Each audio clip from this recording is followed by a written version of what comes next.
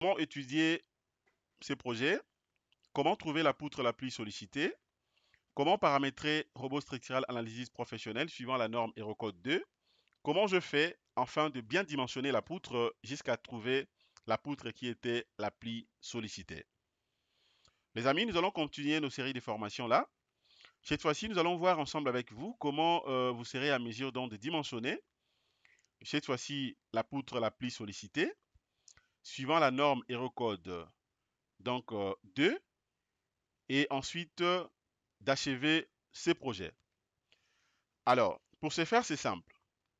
Déjà, abonnez-vous massivement sur notre chaîne YouTube, likez nos contenus ainsi que partagez.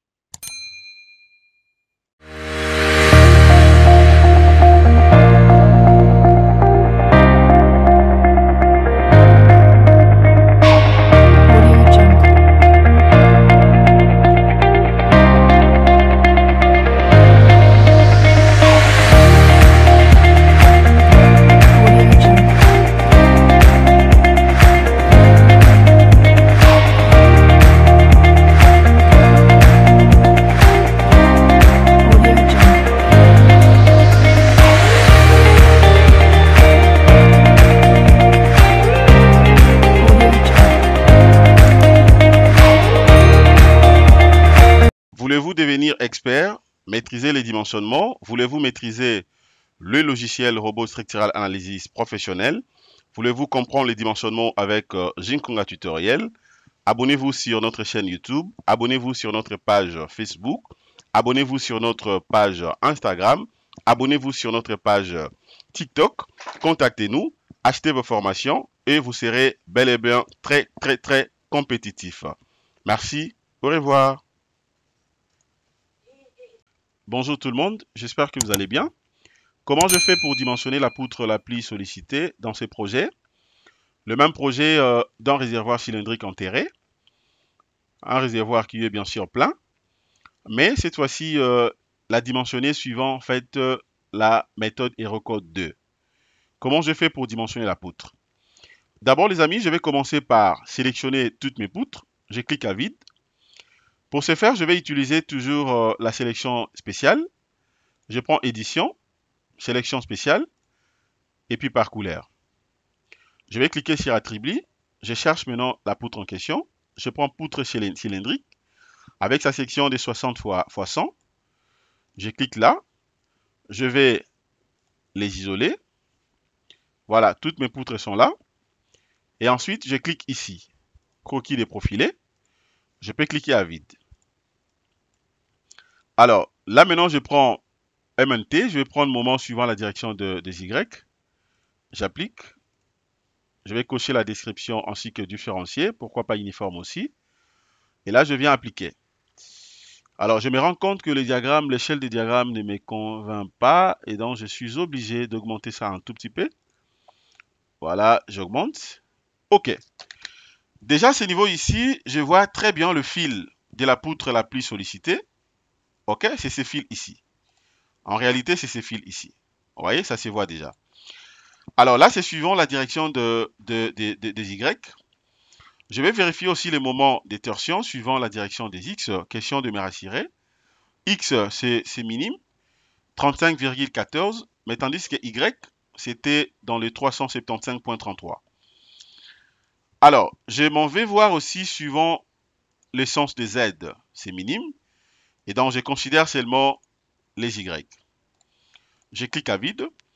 Pour me rassurer de la barre ou de la poutre la plus sollicitée, je m'en vais également vérifier suivant la deuxième méthode. Donc, je prends résultat. Je vais prendre effort. Je clique sur extrême globaux. Vous allez voir ici moment de torsion, moment suivant X. La valeur max, exactement, c'est la même valeur trouvée de l'autre côté. C'est ça, donc max. Déjà, la barre, c'est la barre numéro 88. Max, c'est 35,14. Min aussi 35,14. Alors, dans l'autre sens, suivant la direction des Y, c'est là où j'ai la vraie valeur max. OK? 362,25. OK? Positif. Et 277,78. De l'autre côté, c'est inférieur que la valeur trouvée dans le sens des Y. Donc cela stipule que je vais considérer ça. La barre, ça sera la barre numéro 30. Vous voyez la barre numéro 30. Je peux rentrer sur vie ici.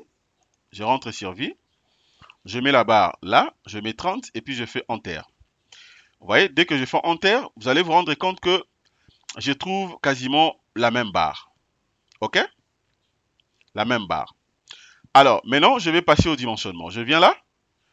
Je vais prendre d'abord toujours paramètres réglementaires. C'est très important. Paramètres réglementaires, je vais définir un autre type de ferraillage. C'est toujours suivant la norme Aerocode. Suivant Aerocode 2. Alors, le nom ici, je vais mettre poutre. Je vais mettre poutre la plus chargée. OK. Suivant Aerocode 2. Je prends flexion simple. Matériaux. Je vais modifier également. Je prends béton 25. Béton 25 et puis poids volumique, ça sera le 2500. Comme toujours, le 2500. Et là, je prends haute adhérence 400. OK, là c'est super. J'ajoute. C'est déjà ajouté. Voilà, je me rassure que c'est ce qui est sélectionné. Et puis j'applique. OK, je mets également les numéros de la poutre. Dimensionnement. Ferraillage réel, élément béton armé. Voilà. J'enlève les laisses. La poutre est là. C'est une poutre continue ayant des travers. Donc, je viens au niveau de mes travers. Déjà, côté fil, je n'ai aucun souci. Côté travers, maintenant. Je vais modifier l'appui de l'autre côté. Ça sera un appui glissant. Je sélectionne ça aussi. À la fin également, ça sera un appui glissant. Pour créer la stabilité. Ensuite, c'est déjà bon. Je peux maintenant évoluer. Je prends paramètres de l'étage. Classe du millier. Je considère toujours la même classe, qui est le poteau ou la colonne. Âge du béton. OK, je laisse tout tel que défini. Vous avez donc âge du béton jusqu'à 50 ans. Âge du béton au moment justement de la charge, ça sera dans des 3 jours. Âge du béton après l'érection de la structure, je garde toujours le 28 jours tel que nous le savons. Alors, l'humidité justement relative au millier, je laisse 45. Là, je refuse de définir les coefficients de fliage du béton, ainsi que les coefficients des recommandations, le FFB. Voilà, la classe de la structure aussi, je laisse par défaut. Je n'ai rien à modifier ici. Je confirme. Je viens là. Option de calcul. Dans l'option de calcul ici, d'abord le calcul de la flèche. La flèche admissible, ça sera prise en compte par les ferraillages plutôt, ou ça sera défini par la géométrie. Déjà, vous allez voir ici par géométrie, sera figé, d'autant plus que la géométrie n'a pas été créée après. OK? Mais la géométrie est fonction d'une structure qui existait déjà. Et donc, je laisse par ferraillage. Et d'autres recommandations ici, je vais laisser par défaut. Il fera les choix pour moi, comme on a fait de l'autre côté. Option, optimiser la géométrie. Tout est fixé, c'est-à-dire la hauteur et la base. Parce que concernant la poutre, je n'ai que deux éléments là, la hauteur et la base. Là également, option avancée, je n'ai rien à modifier. Exigence du tenue au fait, c'est toujours aucun. OK, disposition sismique, je ne suis pas dans le cas où, bien sûr que je suis en train d'utiliser la norme Aerocode, mais seulement le projet où la poutre ne sera pas réalisée dans un terrain ou dans une zone sismique. Et donc, je n'en ai pas besoin. Absente. OK, vous allez voir ici absente. OK, donc je vérifie ça. Et ensuite, maintenant, je viens sur béton.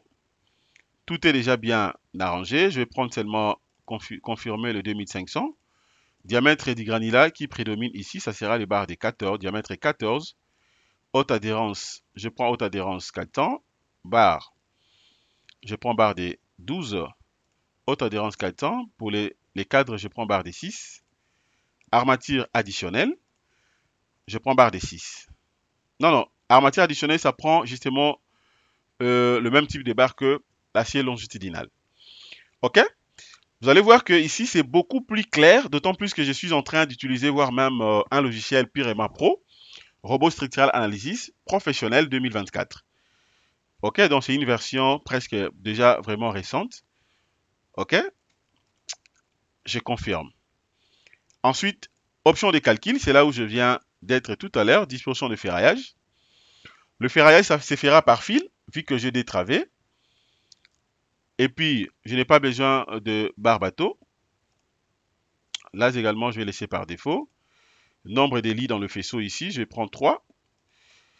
Bon, par rapport à la section, oui, je vais prendre 3. Confirme 3. Partie supérieure, ici également, je prends 3. Non, non, d'ailleurs, je pouvais prendre même DD. Hein. D, ça m'arrange. Je prends DD, lit incomplet autorisé, transversal. Les appuis ici, la base de mes appuis. Je vais décocher en fait appuis en maçonnerie. Mes appuis, ce sont justement des colonnes. Ok, la section de la colonne qu'on vient de dimensionner, c'était de 70 carrés, donc ça sera 70 comme appui. Je confirme. Ensuite, les cadres, fera les choix.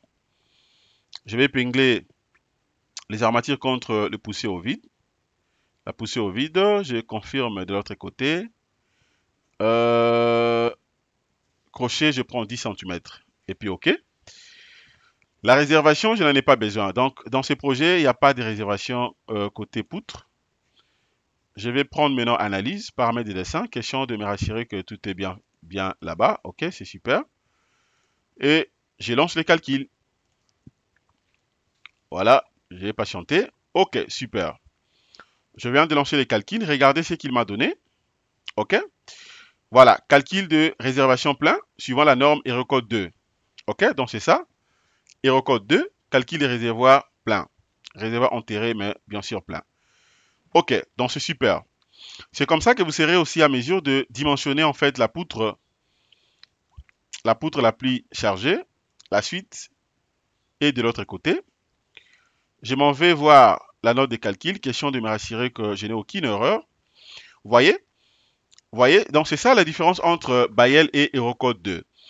Le dimensionnement dans HeroCode, la note de calcul, en tout cas, c'est bien détaillé. En fait, là, vous aurez plusieurs éléments. Par exemple, rien que tout au début déjà, ça vous donne les notes du projet. Vous avez dans les codes du niveau, la code du niveau, largeur des fissuration, le milieu, coefficient de fliage et tout ce qui va avec. Je descends également, les éléments sont là, jusqu'à la fin. La méthode de calcul, suivant la norme, toujours HeroCode. Je descends, voilà, jusqu'à la fin. OK. Et ensuite, maintenant, je m'en vais voir aussi le ferraillage. Pour le ferraillage, c'est ça. OK. Voilà, la suite est de l'autre côté. Poutre diagramme est là. Poutre diagramme est là. Vous pouvez vérifier aussi, par exemple, les ratios, tout en tenant compte de la poutre. C'est une poutre continue.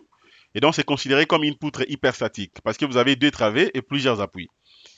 Vous voyez, donc, vous pouvez vérifier aussi les ratios. Vous savez très bien comment le faire. Et la poutre vie est là. Voilà. Et donc, les amis, c'est ce que je voulais partager ensemble avec vous durant notre formation. OK? Achetez vos logiciels auprès de Jinkunga Tutoriel, car vous ne serez jamais déçus. OK? Il y aura bien sûr de l'assistance après l'achat, pendant l'installation, pendant les cracks et tout ce qui va avec. Voilà, excellente journée, au revoir.